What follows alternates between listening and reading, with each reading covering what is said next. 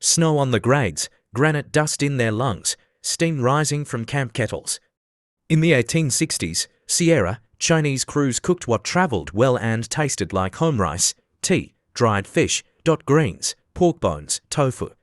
Practical, nourishing, fiercely communal. Tonight, 25 meals they actually ate, and why they still mattered. 1. Steamed rice and hot tea. A fresh pot of rice and a steady kettle of tea sat at the centre of camp life. The rice was rinsed until clear and steamed in stout pots that could ride the heat and altitude. Tea, leaves often green or jasmine, waited in tins for long infusions that stayed strong through. A shift change, boiling the water mattered as much as the flavour. It kept men warm and made drinking water safer on mountain grades. Merchants hauled sacks of rice and small packets of tea up from San Francisco, so the basics were there even when weather cut the line. Rice filled bowls fast. Tea filled lungs with heat and steadied breath. The rhythm was simple and efficient. A scoop of rice, a lift of the bowl, a sip of tea chasing the steam. It fueled tool hands before daybreak and eased throats after blasting powder. Nobody called it a ceremony. It was work food, practical, constant, and communal. The scent of tea reached the tents before reveille, and the sound of lids lifting felt like a promise. There's enough for everyone. 2. Congee with salted fish or salted duck egg. On snow days and blast days, the pot ran thinner soft rice porridge ladled into deep bowls, topped with something salty and sure. The congee simmered until each grain surrendered, turning into a smooth, spoonable blanket. A flake of salted fish or a wedge of salted duck.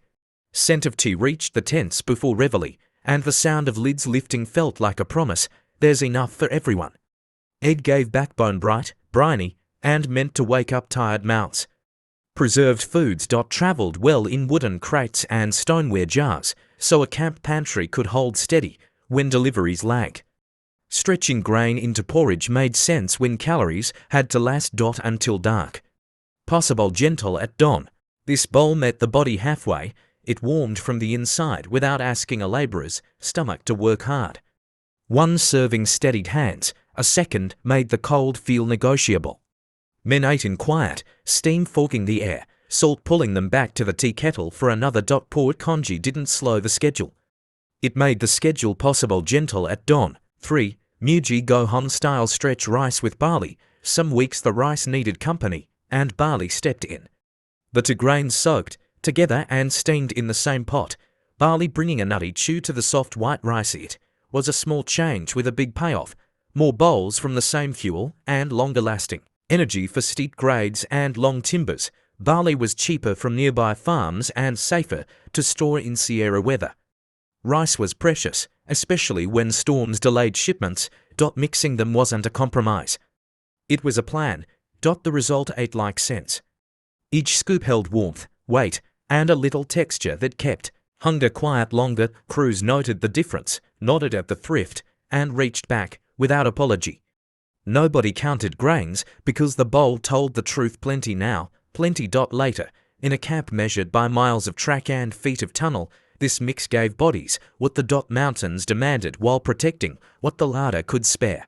4. Salt fish steamed over rice. Preserved fish wasn't just a topping. It was a method that folded flavour into the day's staple without extra fuel. Near the end of the rice's steam, a slab of salted fish rested on top. The lid stayed tight, and the trapped heat coaxed the fish back to tenderness while perfuming the pot. Dried fish kept for months when stored cool and dry, so protein stayed on hand even when fresh meat didn't. No extra pan, no extra time, no waste.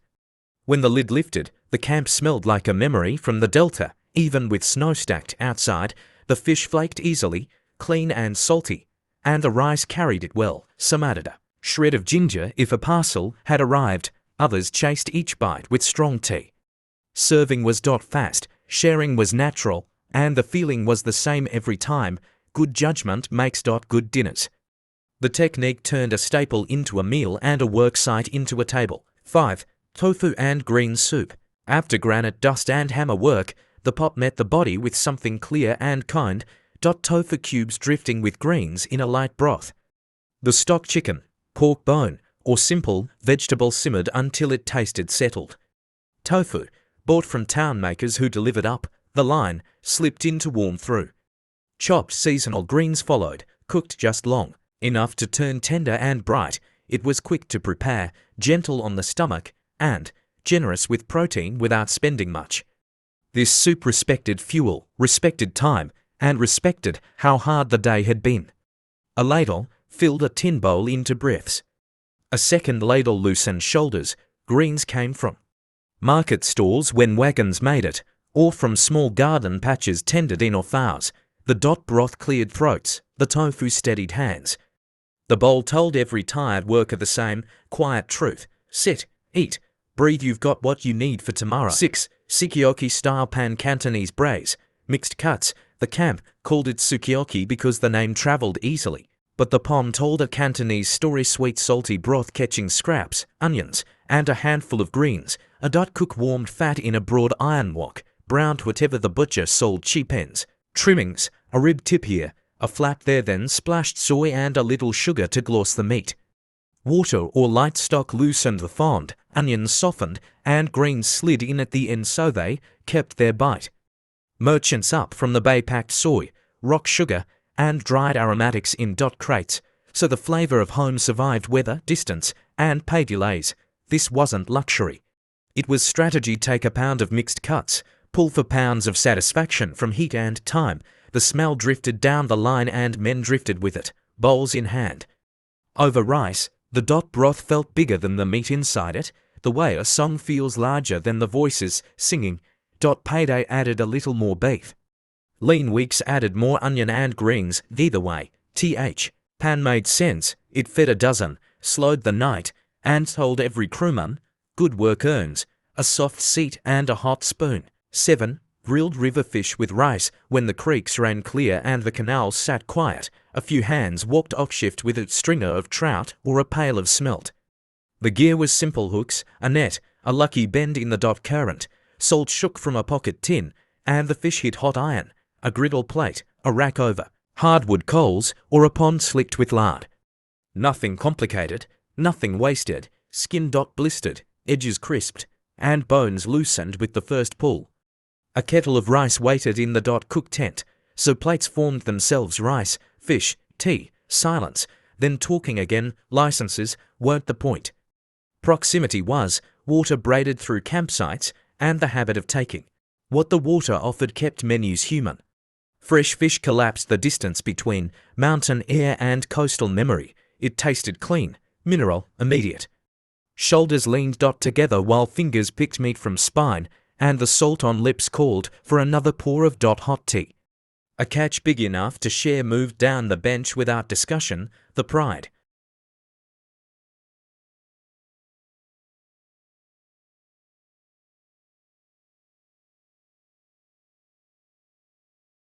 Eight. Canned salmon and daikon simmer.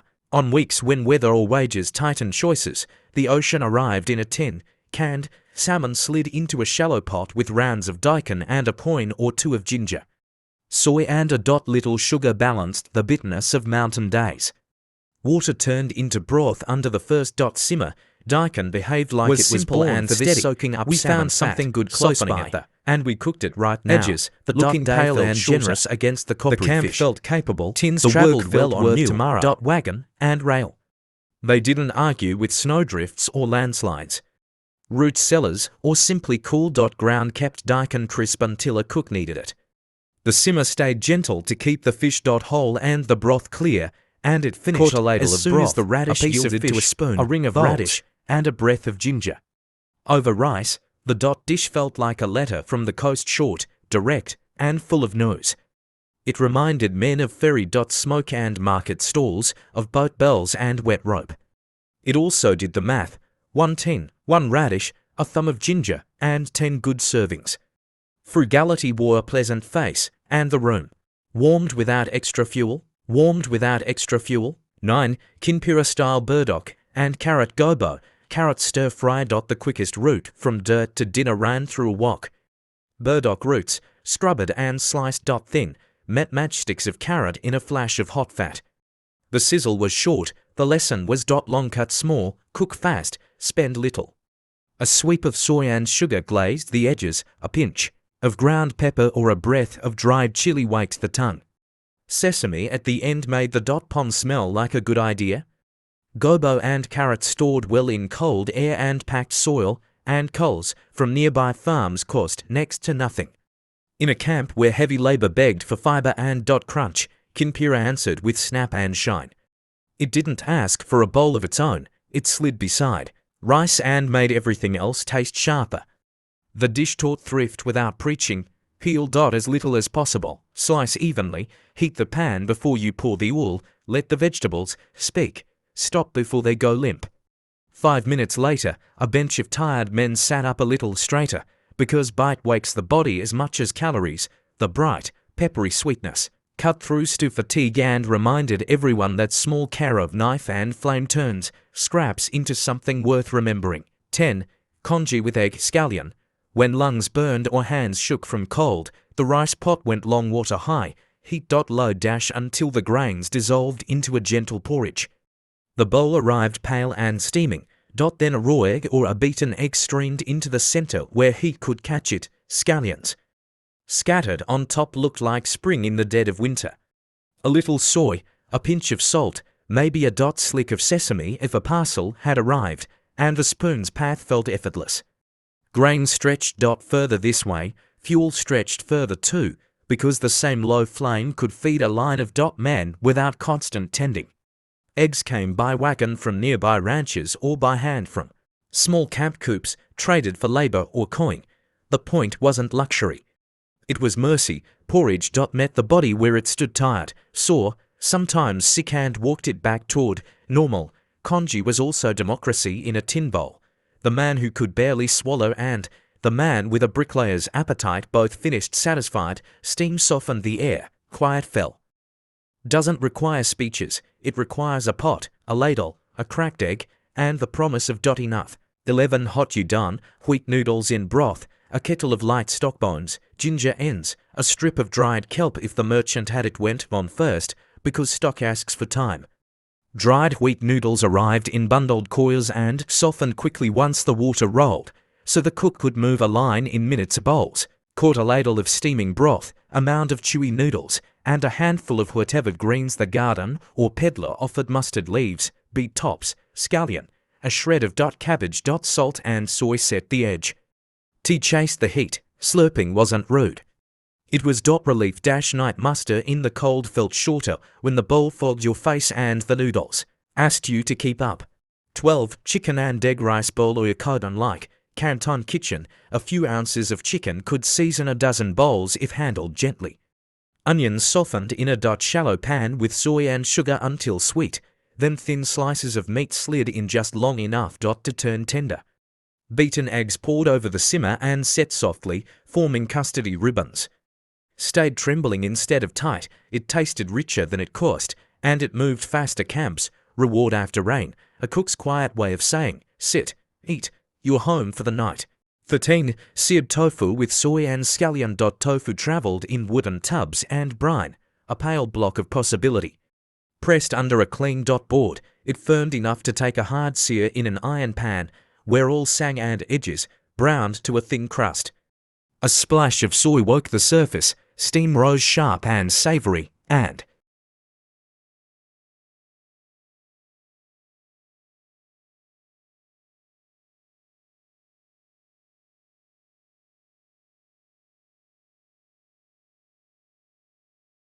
chopped scallion finished the plate like a green signature. Cheap didn't mean thin. Tofu carried sauce the way good bread carries stew. Over rice, it chewed with quiet. Confidence humble, hearty, and faithful on 14, days when meat potato soy braised vegetables with a meal, onion first, a slow simmer because onion builds the house, a short rest let flavors settle because so potatoes every bite tasted agreed upon. Soup bones and it was home cooking translated part Cantonese and fragrant, part then Japanese idea, and holy Sierra ladled over rice in quiet bowls that made long shifts and the shorter. 15 garden tempura squash, beans, onion. When the rows ran generous, even a hard camp could taste celebration. A thin batter met. Coins of squash, lengths of yard-long or string bean, and slivers of onion. Each piece slipped into hot fat just long enough to crisp and color. All was saved like money, skimmed and strained between batches, used with care and attention. Salt hit the pieces as they drained, and a bowl of rice turned the plate into supper, the sound of frying quick, bright, impatient cut through fatigue, and the first hot bite proved what the cook already knew. Everyday vegetables can stand up and sing when the fire treats them right. 16. Grilled skewers from chicken odds. When money was thin, nothing from a bird went to waste. After the good parts fed foreman, or the next day's stew, the cook gathered what remained: skin, gizzards, hearts, and cut them into bite-sized pieces that took a glaze well. He threaded the odds and ends onto split bamboo or whittled twigs, brushed them with a simple tear of soy and sugar thinned with hot tea, and held them over a brazier until fat hissed and the edges lacquered. The smoke smelled sweet and a little wild, a promise you could taste from 50 paces in thawing snow. Offal wasn't charity food, it was smart food, cheap, iron-rich, and quick to cook when a crew stumbled back after dark. A shake of ground pepper or a pinch of scallion finished the shine. Men ate standing, trading skewers and stories, steam fogging their faces. A handful of scraps turned into warmth you could hold, and the night's bruises seemed to ease. It was camp thrift at its best, nose to tail cooking that felt like a holiday because it was hot, salty, and shared. 17. Daikon simmer finished with miso. Daikon the size of a man's forearm could ride a wagon without bruising and sit patiently in the cold corner of a shed for weeks. That made it perfect camp food. The cook sliced the pale rounds thick and parboiled them until a chopstick slipped in without fight, then moved them into a shallow pan of broth, a little stock from bones, a strip of dried kelp if the merchant had sent it, and finally a spoon of miso whisked off the heat so it stayed fragrant. The radish turned translucent and gentle, soaking up savory from the outside in. A touch of sugar rounded the edge. A curl of ginger or scallion lifted the finish.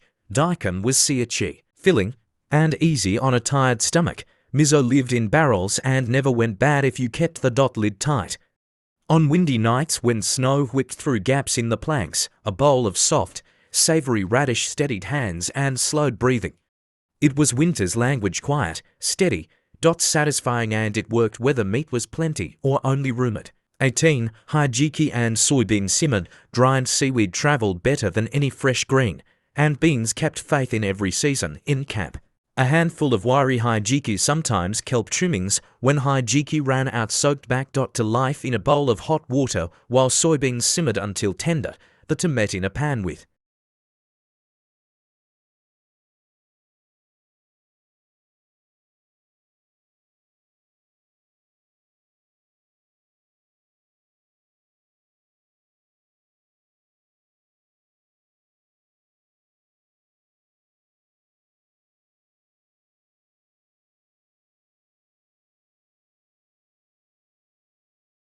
slivered carrot for colour, a splash of soy, a little sugar, and just enough oil to make the flavours carry. The seaweed brought the taste of tide to a mountain shack, the beans brought ballast. It was a study in patience, nothing rushed, nothing wasted, everything seasoned toward balance. Even men who swore they didn't care for grass from the ocean took seconds. 19. Mackerel soy ginger simmer. Boiled fish was a gift in thin air. Tinned mackerel, salted, oily, unapologetic. When the pot came around, wooden crates until the snow said no to wagons. Quietly, a quick simmer softened it well under long hours, and made the most of every bite. It was insurance. The cook opened the cans, dried seaweed rinsed just enough to almost no space in the merchant slid the fillets into a pan where soy ginger pennies for and a little sugar were already waking. It was strength disguised. A shallow boil was a reminder that you can eat longer and the fish still complete. The sauce tightened, glossy and brown, and the scent of ginger cut through coal smoke and damp. Wool over rice. It was briny, bracing, and bigger than its cost, exactly what tired men needed after a day wrestling rock and iron. Bones, when there were bones, surrendered easily. The ritual chased cold from the chest. Fresh mackerel from traders got the same treatment when luck allowed. Either way, it felt like something a home kitchen might make for a son who'd stayed too long in the weather. Strong flavour, hot bowl, a reason to sit and breathe. 20. New Year's soup with mochozoni, local style. Holidays rearranged the camp. Work slowed, decks got swept, and someone's cousin arrived from town with a basin of pounded rice moch. still warm, dusted with starch and pride, the cook set a clear broth to simmer, light but careful, a few bones for depth, gree. From a protected row, a ribbon of dried mushroom or kelp if the merchants had been kind. Mocha toasted on a grate or slipped in to soften, then the whole bowl came together broth, greens, rice cakes swelling into chewy pillows. Some camps went miso instead of clear stock. Some used chicken ends, others leaned entirely on vegetables. The point wasn't on recipe, it was luck gathered in a bowl, steam rising like incense. Men who hadn't spoken much in weeks lingered over seconds, every swallow a small pledge for the year to come, safe slopes, steady wages, letters from home.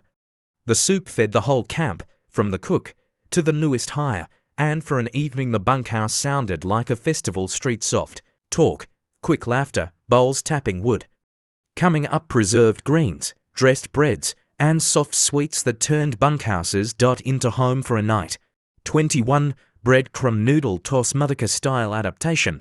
When the cheese crate didn't make the wagon, the cook leaned on crumbs. Wheat noodles thick, springy, easy to portion came out of the trunk steaming and slick, then met upon where yesterday's bread had been toasted to gold in a little oil with garlic or scallion. The crumbs clung to the strands and crackled faintly, turning a simple bowl into something that felt abundant. A pinch of pepper, a breath of soy or a thread of sesame oil, and the whole mess tasted richer than it had any right to. Bread was never truly left over, it was tomorrow's seasoning. In cold weather the crumbs gave body, in warm weather the light, toasty flavour kept appetite steady. Men ate fast, then slowed down, twirling a few last noodles to chase the crunch. No cheese, no complaint, just smart cooking that made a small pantry feel generous. 22 chickpeas with bitter greens. Chechi Isakoria cousin garbanzos rode into camp under Spanish names and California sun. Cheap and sturdy, the cook soaked them when there was time, simmered them when there wasn't, and married them to greens that didn't wilt at the first frost. Chicory, escarole, or the dandelions that sprang up near ditches, a little oil, a little garlic, maybe a splash of broth from bones, and the pot turned earthy and satisfying. Bitter kept the dish honest, beans kept it filling. It ate like memory from a dozen shores at once, borderlands, ports, and valleys, proof that hunger respects any smart idea. Bowls came back clean, and men who swore they needed meat to feel full admitted they didn't, not tonight.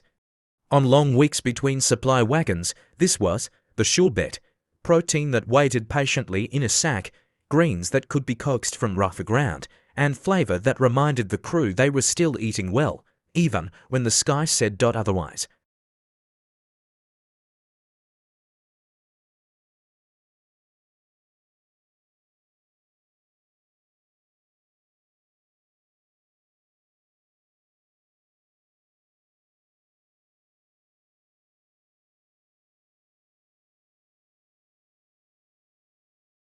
The crumb and paper-thin anchovy or shards of salted fish laid across the top. 23. Pepper, dressed bread with pinch of salt, aromatics, and the job was done. Fish. Some nights eaten on steps, on rail ties, and some days on the cool side of a bunkhouse. Spare. The dressed bread tasted bigger than its parts, careful motions, briny, around or split loaf, rubbed with all nothing dripped, shone, nothing dulled the appetite, sliced and nothing wasted. When the season allowed, men traded a rub of garlic and argued gently about the best bite, the salty edge, the juicy center, the heel that caught the oil. It was a porch night supper, quick as a thought and satisfying as a story told well. 24. Kabocha sweet savoury simmer, hard winter squash. Kabocha among them thrived in valley soil and kept its sweetness long after harvest. In camp, wedges went into a shallow pot with a little stock, a breath of soy, and enough sugar to coax a glossy glaze. The flesh turned tender and bright, the edges catching just a hint of the pan. It was food that felt like care, soft enough for jaws after a day of grit, flavourful enough to convince the doubtful that vegetables could be the main. On early dark afternoons, when wind pressed the walls, the smell of warm squash reached the road before the men did, a small promise held by steam. The pot made friends with any plate rice, bread, fish, or nothing at all, and sent everyone towards sleep steadier than they'd been at supper's first call. In a world of rock dust and iron, this was autumn made edible and it asked for very little in return. 25. Steamed sponge cake or sweet rice treat. Payday and festival nights needed softness. Flour, eggs, and sugar became a pale batter, whipped by hand and poured into tins lined with oiled paper, then stacked over boiling water until the cakes rose light and springy sponge without an oven. Other times, sweet rice was the celebration, a small pan scented with sugar and ginger, pressed and cooled to cuttable squares. Steaming was gentler on fuel, safer in crowded quarters, and forgiving when the fire coughed low. The first slice always went quiet, warm, tender, a little sweet, a reminder that life contained more than salt and smoke. Men who'd spent the week with pick and shovel took small bites and then bigger ones, smiling without meaning to. The cakes travelled well to card tables and to bunks. The rice held together in pockets for the next morning's start. Dessert wasn't a luxury here. It was morale. You could hold proof that even at the end of the line, someone had saved enough sugar and patience to make the evening kind. Rice and tea steadied bodies, but memory steadied morale. Crews matched Cantonese. Know how to Sierra realities with quiet precision. Barley stretching rice when shipments lagged. Boiling water and steaming to keep kitchens safe. Quick wok work to wring flavour from scraps and greens. Dried fish, seaweed, soybeans, and miso waited in sacks and seared slabs or gentle soups that soothed powder-burned throats. A handful of pork bones or chicken odds flavoured entire kettles. Burdock, daikon, and kabocha made the pot feel full without costing the payroll. Even after blasting and snow shovels, there was room for care. Salt fish softened over rice, so the steam perfumed the camp. Crumb-tossed noodles. People mattered. Mochen New Year soup, a steamed sponge cake when the ledger allowed. Shared piece by piece. The work was brutal, the distances long, but supper drew a circle around the men, stitched with steam and conversation. Food wasn't decoration, it was survival with memory, proof that a table can be built wherever hands make it together. If one bowl speaks loudest, it might be congee, soft, steady, carrying flakes of salt fish like punctuation, or the tofu-greens soup that reset a long day. Or the mackerel simmer, bold with soy and ginger, over fresh rice that silenced a room for a minute. Which camp meal would you bring back to your own kitchen? The porridge that soothed, the soup that restored. Heard how provisions came in barrels, how pickles and tea saved the week. Which dish your elders remember from railroad days? Add your voice to the record, so the food and the people who made it stay vivid and named. Built from railroad provisioning records, Chinese language newspapers, merchant ledgers, oral histories, and community cookbooks 1860s West. Names and methods varied by clan, season, supply, and distance from town.